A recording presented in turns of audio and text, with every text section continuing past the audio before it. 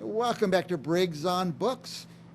People keep saying you changed the name of the show. Yeah, well, we're not a regional California show any longer. We're an international show. We're talking to artists all over the world because COVID forced us to learn the Zoom technology, and now we're able to talk to so many authors. It's so rewarding. The next author coming up in a minute is, I should just put some pictures up here of her book. You can just tell by her pictures how exciting she is. And there she is.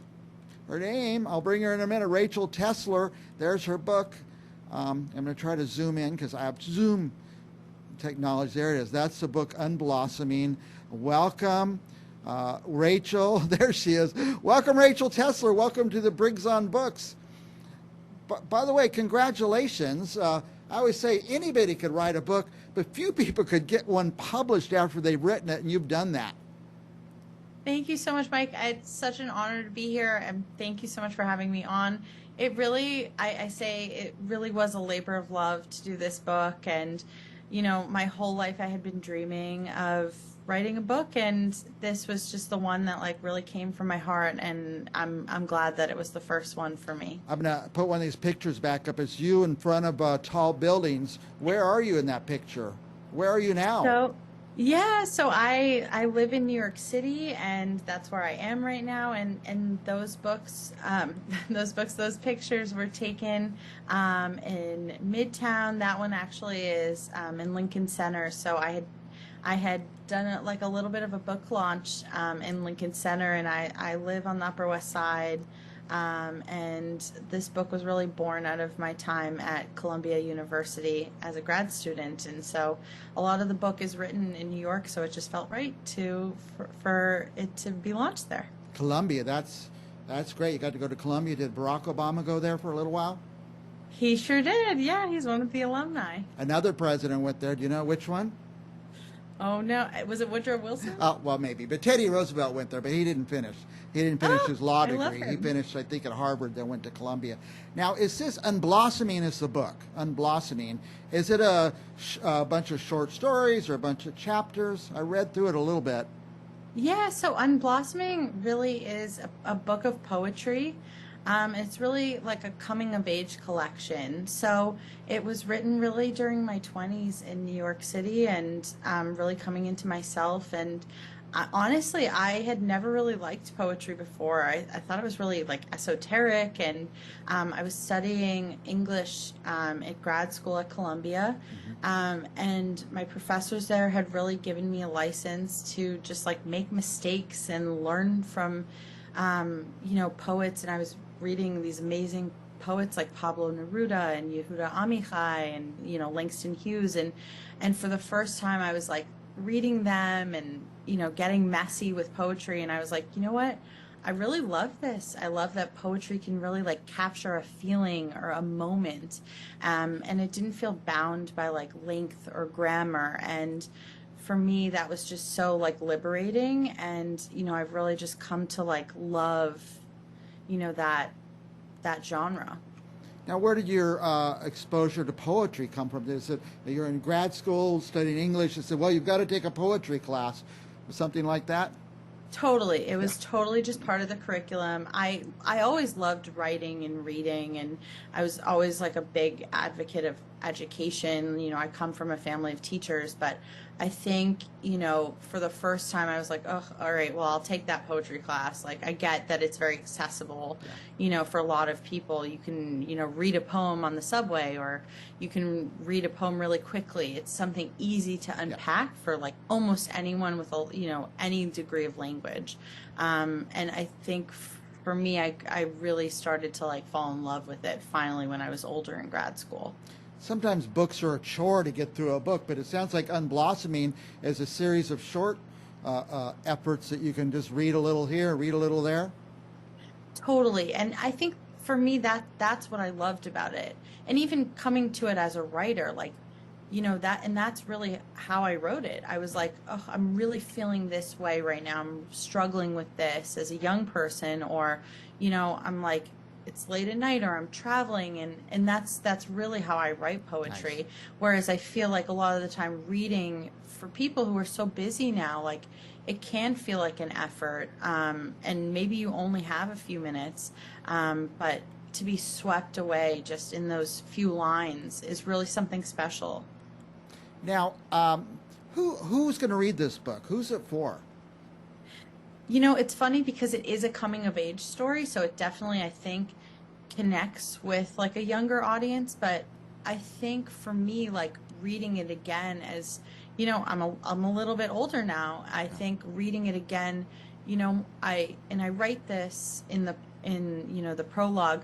I'm coming at it almost with like older eyes where I have almost like a sympathy for that younger person, and I think so anybody can read it in the sense that like we've all experienced, you know, a challenging in our identity, and we should be asking ourselves, what is our purpose here, and those are the sort of questions that it grapples with. So it's younger in the sense that like that's when I wrote it, but I think anybody can enjoy the questions of like love and family and purpose and identity, and I think from that perspective, I hope that people will be able to like challenge those questions of growth at any age. And for our viewers, I went to Amazon. You could actually read part of the book right there on Amazon. And at first, you know, before I looked into the book, I thought, oh, this is a girl's book. But no, this is for guys too. This is for anybody.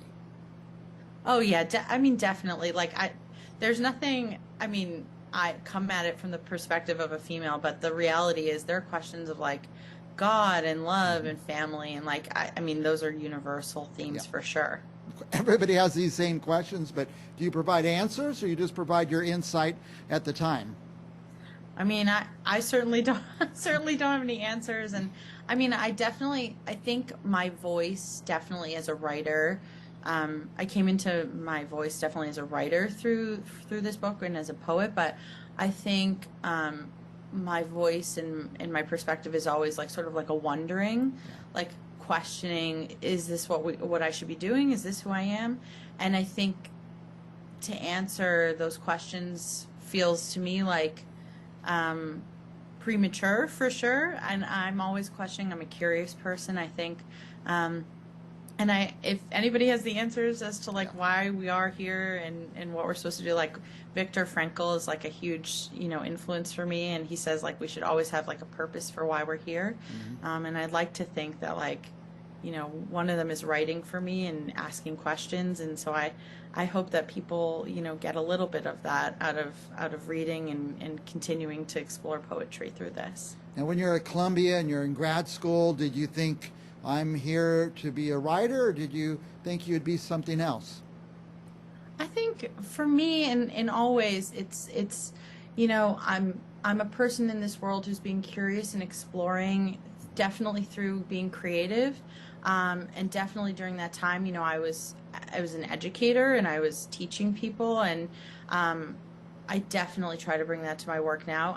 I work as a producer full time, and I love that I can, you know, be a creator full time, and I love that I can work with younger staff and mentor younger staff. And so I think even at Columbia, my time was, who am I? What am I supposed to be doing here? And how can I help other people find their path? And so definitely that is something that I explore in Unblossoming, and something I'm doing today. I could talk to you all day. They're already signaling me we're running out of time, but what would our viewers find at your website? And by the way, it's rgtesler.co, is that correct? That's right, yeah. What are they going to find there? Yeah, so you'll definitely find my work. So on my website, you'll find my work as a producer. You'll find a link to my book, which you can also find on Amazon Unblossoming, and a little bit more about some of the work that I've done in the past. Now, as a producer, you're producing what? So I'm a documentary producer. Oh, nice. So I do a lot of long-form content and unscripted content. Wow. And also, fascinating, I tell our viewers, go to her Instagram. That's where we found Rachel, and she really popped out as somebody that we should talk to, and I'm glad we did. Sorry we're out of time, Rachel. Any last thoughts for our viewers? Buy the book, I guess, is a big idea. Thank you so much, Mike. That's so sweet. Yeah, no, I would just love that. And I think, you know, I my hope and like what's been really exciting is this, you know, was something I wrote in my 20s, and I am just about done my second book, so that's Oh, something nice, that's nice. hopefully going to be coming Good out for you. next year. Now, by the way, it said it's free on Kindle. How does that work? It is not free on Kindle. Not free on Kindle. Okay, I misread that. I just looked at it on Amazon at Kindle, or maybe the Kindle app is free or something like that. But you could get it on Kindle, and you could get a paperback. It's definitely heavily discounted on Kindle. Okay. But yeah, no, it would just mean the world to me if people would just check out my work, and I would love to hear what you think. Like, it means the world to me when people tell me that, like, that my work speaks to them. And I do a lot of poetry readings in the city, so Oh, how fun. would How love fun. to interact with people. Very good. All right. Rachel Tesler is our guest. Go to Amazon and find the book. In fact, buy 10 of them. People, whenever I go to parties, I like to take books and give them as the host gift. So go buy 10 of these. And I hope you get to see somebody reading it on the train one day. Wouldn't that be fun?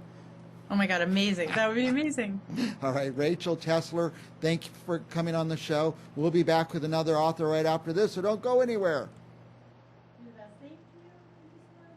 We're out. Thank you, Rachel. Do you live in Harlem? I'm on the Upper West Side. Does that mean Harlem? It's like right under. My daughter used to